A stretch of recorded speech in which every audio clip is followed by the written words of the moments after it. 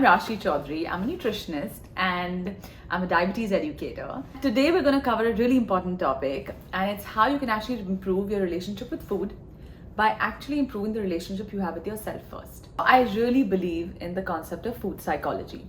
Now, food psychology literally means your psychology around food.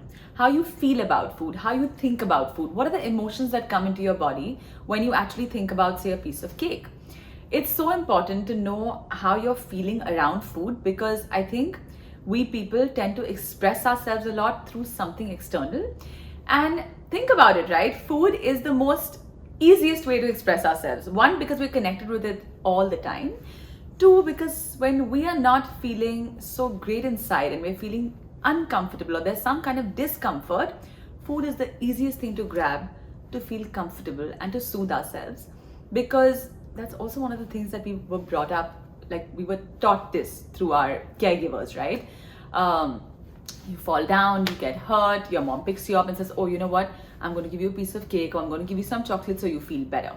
This kind of develops, we have this association with food that it kind of comforts us. When we grew up and we're not feeling so great about ourselves on a certain day, or you've just had a really stressful day, or you're feeling any feelings. It could be feeling of loneliness, you're feeling demotivated, you're feeling hopeless, and you don't know how to comfort yourself in that moment. Obviously, your childlike behavior, kind of kicks in, and then you want to pick up that piece of cake, or you run back to a bag of chips to just comfort yourself and soothe yourself.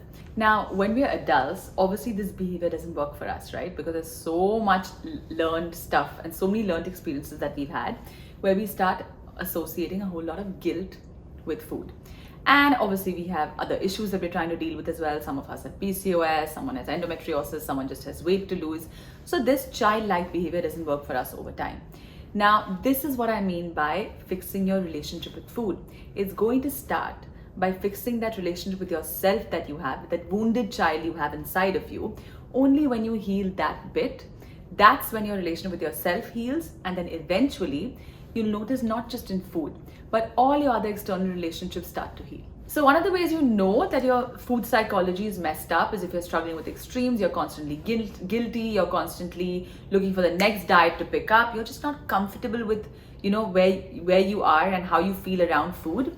That is a trigger point, and you should know that it's your food psychology you need to fix, because I really believe that once that is fixed, once your relationship with yourself is fixed and you're so comfortable with where you are, then you'll never project it in your external environment in a way that it's not good for you. Sometimes this concept is so new for people, they're like, I'm not sure if I'm kind of following. So here's an example of what I mean.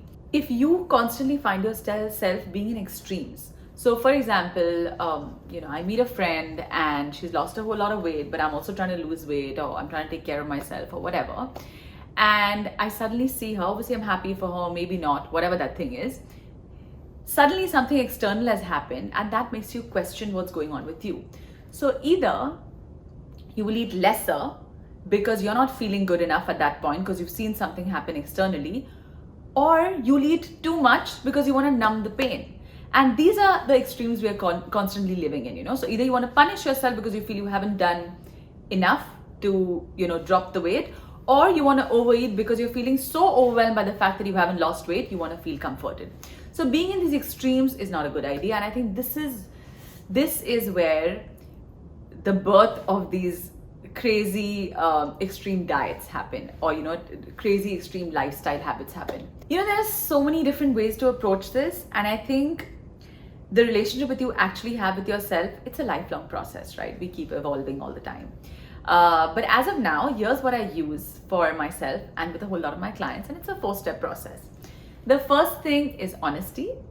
The second thing is patience. The third is, your intentions, evaluating your intentions. And the fourth would be finding healthier expressions for what you're feeling. First step is honesty. For example, and I hear a lot of my clients say this, right? They'll be like, you know what? I swear I'm doing everything, nothing works. I breathe and I gain weight. I drink water and I gain weight. I smell cupcakes and I'll be a pound heavier, And I think we all keep reaffirming these things to us because we want to stay the way we are, because any change is so hard, right? So we tend to lie to ourselves. And yes, I'll say, oh my God, I'm doing everything and I'm lifting so much and I'm going to the gym every day.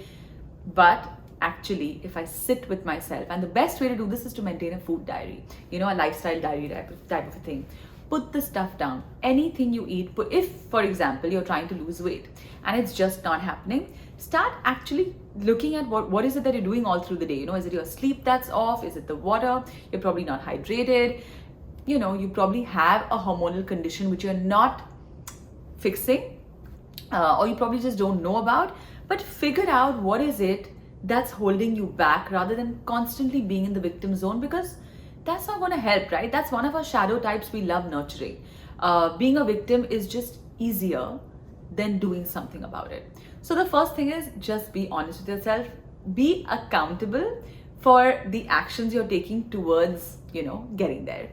And also I would like to mention another thing here is I've noticed a lot of us, look, again, food is comfortable, I get it, like that's our comfort zone, right? I used to love having a bowl of yogurt and with every meal that I would have. But when I realized it started giving me acne, it took me a while to drop it. And I would say like, no, but I'm getting this was obviously way back, like this goes way back, like 8 years ago, I think. I was like, no, but it's giving me calcium, but it's good for me, but I've been eating it all my life. But no, it's giving me acne. It's not working for me. Our body is constantly communicating with us. It's constantly giving us cues, and all of us are different. So it's working for someone else doesn't mean it's working for you, but you need to accept that it's not working for you. Just because it's so yummy and you love it so much and it gives you comfort, don't keep holding on to something that's not healing you. The second step would be patience. Healing your relationship with yourself is initially it can be a very challenging process, because all your triggers and wounds will be exposed. Literally, they come up in a way that can make you feel very uncomfortable, and a lot of times you want to just suppress it and move on from it, right? Being patient will go a long way. You will have to practice self-compassion, and I say this a lot to my clients as well, right? Losing weight, getting over an illness, healing yourself from PCOS or endometriosis, it's a process of learning and unlearning. You got to unlearn and let go of a whole lot of old beliefs that you had about food, about yourself. A lot of us love saying, but I'm just lazy, but this is just who I am.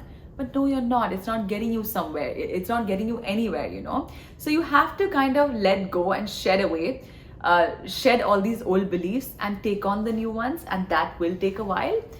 And honestly, you learn so much self-compassion throughout the way. And this, I think, is, that real self-love. That's what you learn through the process of being patient with yourself during this journey. So please give yourself that gift. Now, the third step is evaluating your intentions. And this is my most favorite one, I think, out of all of these. Because think about it, right? You take all the different emotions you feel. And if you keep narrowing it down and just keep coming down to that one single point, you will notice that eventually all emotions can be categorized into two, either love or fear. And here is where it's important to understand your intention behind doing what you're doing. And for now, you can use this for anything in life, but let's use it for food, or let's use it for, most of us want to look a certain way or be a certain weight. Analyze your intention. This will take you really far. Are you doing it out of love for yourself? Are you doing it out of fear? So let me give you my own example. There was a point I was doing keto and trying to be a certain size, and that was only out of fear and constant lack, because I was just in a bad relationship, not in the best place in my life, trying to cope with a lot of things, not feeling good enough for whatever reasons. And I felt like, if I could be a certain weight, obviously I'll feel a lot better about myself. And obviously, eventually we all realize what a bubble that is, because nothing external can make you feel enough. And we all know this now. But it's very important during the process of trying to heal yourself or lose the weight or whatever it is that you're doing, you start to evaluate. Am I really doing this because I love myself? Or am I really doing this because I'm just constantly fearful that I won't be accepted, or I won't feel love for myself, or the other person won't love me if I'm not that size, And it's okay to come from fear, as long as you're aware of it. Because once there's awareness, once you shine that light on this particular wound or fact that, I'm doing it out of fear, slowly you'll realize how you start shifting into the other space. So it's still okay. I still would love to have the abs, but my journey to getting those abs is not coming from, it's not making me feel a lot of self-doubt. The journey is not bogging me down or draining me out. It's in fact uplifting me. It's inspiring me to do better. Finally, the fourth thing, and this is a bit more solution based, it would be expression through other creative ways. Now, we feel emotions, and emotion is nothing but energy in motion. So when you feel happy, sad, upset, demotivated, whatever the emotion is, we feel the need to express it. And of course, like I said, the first thing is food, because it's in our control. We love, we love certainty. Like, one of the biggest needs we have is the need for certainty, and food is the first thing that we obviously jump to. So now what we're going to do is try and find other ways to express ourselves. Now here's what I mean. Post 7:30 is my most challenging time. I have time between 7:30 and 9:30 where I want to just sit back, watch Netflix, order something yum to eat, because that's when my whole day is over. There's no stress. I want to just chill and enjoy eating whatever I want to eat. Now, while I was going through a tough time, I made the most of it and I really enjoyed myself. But then there came a point where I was like, okay, now this is getting too much. It's not serving me in any way. I'm gaining weight. I'm not feeling good. My skin feels bad. I'm tired. I need to stop. So then this was the time that I started filling up with other things. Making sure I have a great support system, calling a friend and talking to a friend, walking while talking, picking up a green tea, maybe having a truffle on the side or any other healthy snack, instead of sitting and watching Netflix. Painting classes, because that's one way I love expressing myself. Whether I'm sad or happy, it just takes me to a whole nother world, and I can express my emotions through that. Now, I love painting, so I took up that. But you can find something else that helps you express yourself other than food. You could fix your relationship with food and be really good at it, but there will still be days, and it's important to know this, there will still be days you'll just want that rich chocolate cake, because that's the only thing that's going to do it for you. And that's okay, right? But I like personally having some kind of hacks, and this is what I use. So, when the thought of that rich chocolate cake comes to your mind, and it could be anything for you. For me, it's a piece of cake. So when that thought comes into your mind, and before I pick up my phone, or you pick up your phone and place that order, or go to your fridge and pick it up to eat it, there's always this gap, right? And this gap obviously becomes a lot bigger. You start becoming more aware of this gap when you start doing a whole lot of mindfulness practices, which I talk a lot about, and there's so much other information out there about it now. So when you start getting better at being more mindful and present, you're able to identify this gap. Now, this is the gap where your power lies. This is the gap where you get to choose to be what you want to be. Do you want to be a parent? Do you want to be a child? Or do you want to be an adult? Now, here's what this means, right? You can be a parent and you could eat it and then punish yourself, because you could be like, that's what parents generally do, right? They will exert their authority by punishing us in some way, and we could do that. We could be a child and just eat the whole damn thing, and that's okay too, because if you really become a child, then eat it guilt-free. That's fine. Or you could choose to be an adult, which is what I've started doing at least 60% of the times.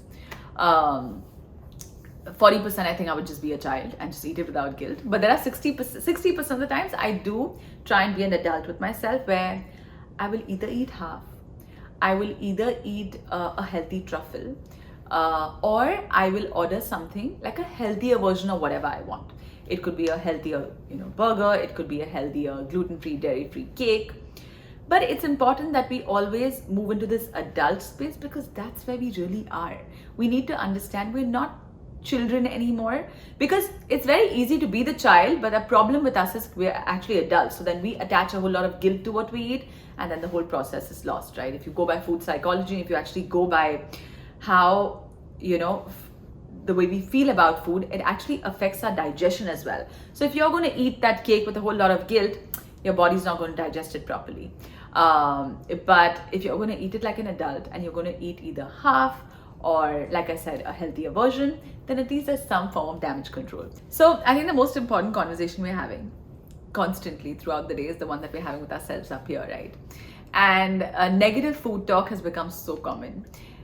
And I think the root cause of that is the judgment we have towards food. So we tend to label foods as good or bad.